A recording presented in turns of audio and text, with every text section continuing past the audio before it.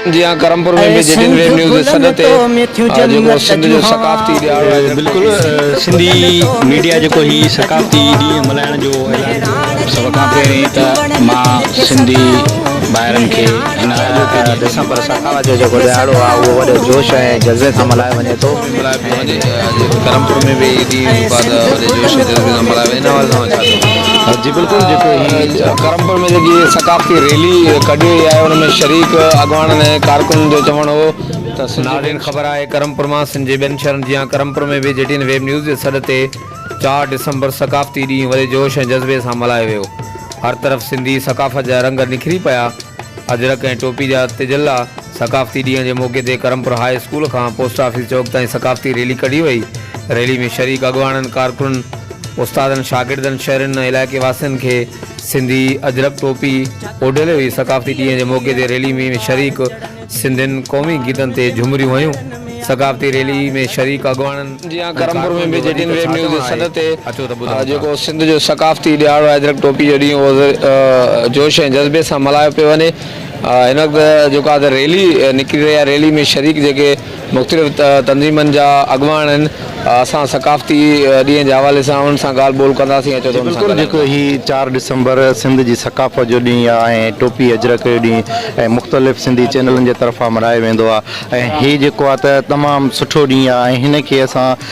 ईद जे ॾींहुं जीअं मल्हाईंदा आहियूं सिंधी टोपी पाए ऐं अजरकूं पाए जेको आहे त शहर में गश्त कंदा आहियूं तमामु बहितरीनु लॻंदो आहे ऐं सिंधी गाननि ते जेको आहे त हीअ कुझु नौजवान असांजा रक़्स बि कंदा आहिनि तमामु बहितरीनु लॻंदो आहे ऐं असां चवंदा अहिड़ा ॾींहं बार बार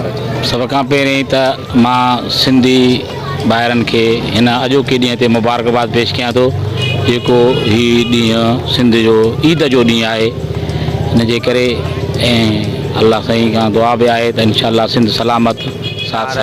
दिसंबर सखावत जो जेको ॾियारो आहे उहो वॾे जोश ऐं जज़्बे सां मल्हायो वञे थो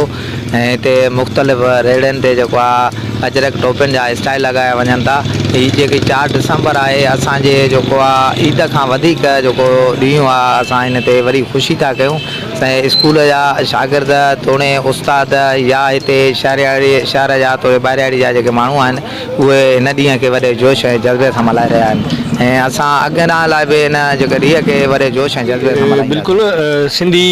मीडिया जेको ही सकाफ़ती ॾींहुं मल्हाइण जो ऐलान कयो 2010 वारी बोर्ड खां पोइ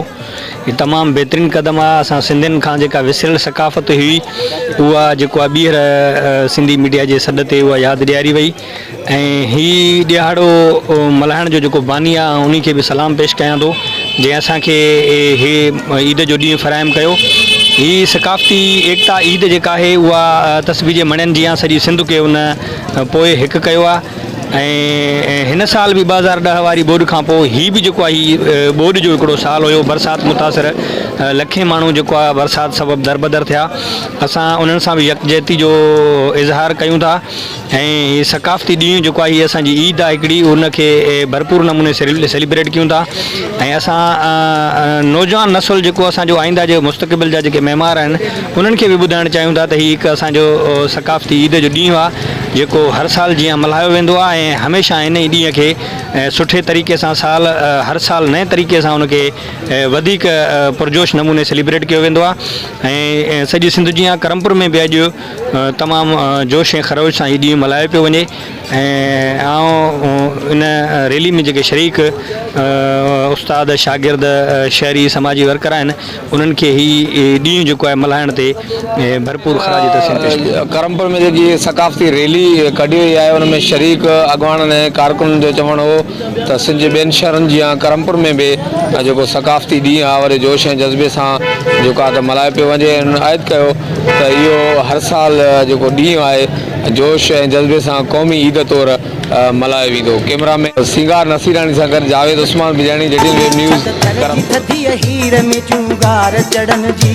मारुन जे मनहड़न में आधूंजार घड़न जी तड़ तड़ ते धनारन जूं दवारन ते तवारूं छेलन खे ॾियनि छांगे था बबरन सजुलारूं मौला खां घुरन मींहल दम दम था दुआऊं ऐ सिंध गुलन तो में तू जन्नत जूं हवाऊं ऐ सिंध गुलन तो में तू जन्नत जूं हवाऊं मेहरान जे मारुन जूं वड़न दिल खे सदाऊं मेहरान जे मारुन जूं वड़न मिठू जन्नत जूं हवाऊं ऐं सिंध गुलनि तो मिठू जन्नत जूं हवाऊं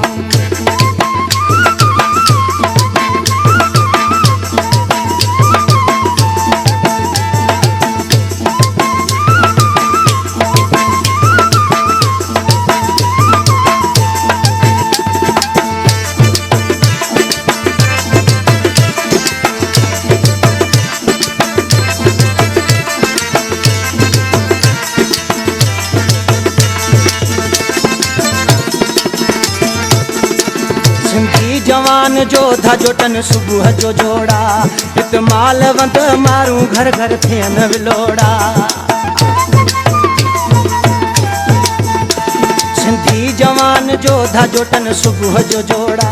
हित मालवंत